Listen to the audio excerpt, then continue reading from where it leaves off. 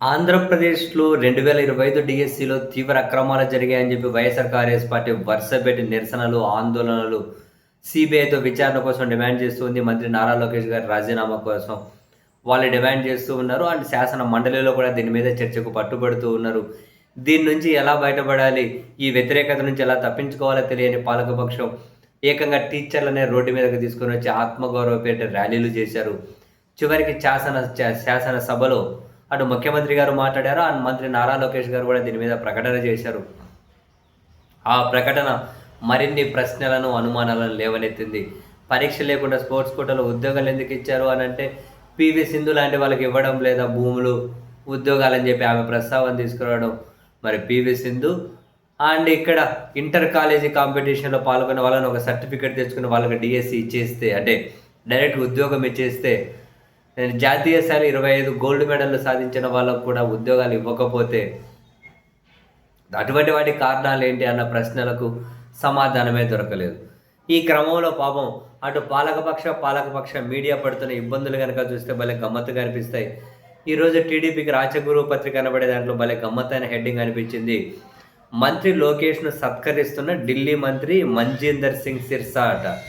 ఎందుకనంట, mega DSC అద్భుతంగా నిర్వహించారని చెప్పి heading పెట్టేసి మంత్రి లోకేష్ను ప్రశంసించిన ఢిల్లీ మంత్రి, రాష్ట్ర ప్రభుత్వం పారదర్శకంగా ఒకేసారి 16,000 ఉపాధ్యాయ నియామకాలు చేపట్టడంపై రాష్ట్ర విద్యా ఐటీ శాఖల మంత్రి నారా లోకేష్ని ఢిల్లీ పరిశ్రమల శాఖ మంత్రి, రాష్ట్ర విద్యాశాఖ మంత్రిని ఢిల్లీ పరిశ్రమల శాఖ మంత్రి సర్దార్ ముంజీందర్ సింగ్ సిర్సా ప్రశంసించారట.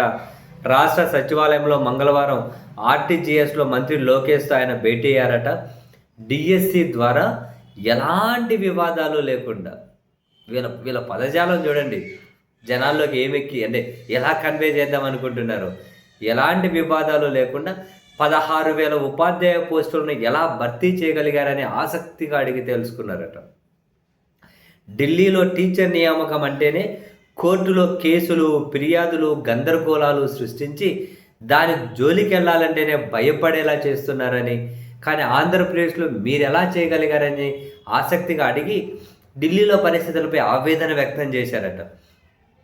దీనిపై మంత్రి లోకేష్ స్పందిస్తూ త్వరలో మరో 3,000 మందికి పైగా ఉపాధ్యాయుల నియామకాలు చేపట్టనున్నట్లు తెలిపారట. పదజాలం చూడండి, ఇక్కడేం వివాదాలు లేవా, గందరగోళం లేదా? ఒకే నోటిఫికేషన్లో 16,000 ఉద్యోగాలు ఇచ్చినందుకు ఢిల్లీ నుంచి పరిశ్రమల మంత్రి వచ్చి ఆంధ్రప్రదేశ్కి సత్కరించారా? ఈయన వచ్చిన కాన్సెప్ట్ వేరు. దేశంలో ఎక్కడా ఒక్కో నోటిఫికేషన్ ఎన్ని ఉద్యోగాలు ఇవ్వలేదా? ఉత్తరప్రదేశ్లో 60,000 పోలీసు ఉద్యోగాలు ఇచ్చారు. అరే అదంతా పెద్ద రాష్ట్రం అనుకుందాం. గతంలో జగన్మోహన్ గారి ప్రభుత్వం 130,000 ఉద్యోగాలు ఒకే నోటిఫికేషన్ ద్వారా ఇచ్చారు కదా, సచివాలయ ఉద్యోగాలు. అరే తాజాగా కూడా బీహార్లో ఒకే నోటిఫికేషన్ ద్వారా 40,000 టీచర్ ఉద్యోగాలు ఇచ్చారు. రాజస్థాన్లో 27,000 టీచర్ ఉద్యోగాలకు నోటిఫికేషన్ ఇచ్చారు. ఇదే ఢిల్లీనే గత సంవత్సరంలో 8,000 పోలీస్ రిక్రూట్మెంట్ చేశారు, ఒకే నోటిఫికేషన్. 6,500 టీచర్ పోస్టులు నోటిఫికేషన్ ఇచ్చారు, రిక్రూట్ చేశారు. అంటే దీన్ని ఎట్లా ప్రొజెక్ట్ చేసి అసలు ఏ విధంగా జనాల్లోకి పంపించాలని చెప్పి వీళ్ళ హెడ్డింగులు, వీళ్ళ పదజాలం, వీళ్ళు ప్రచురించే ఫోటోలు, బాబోయ్!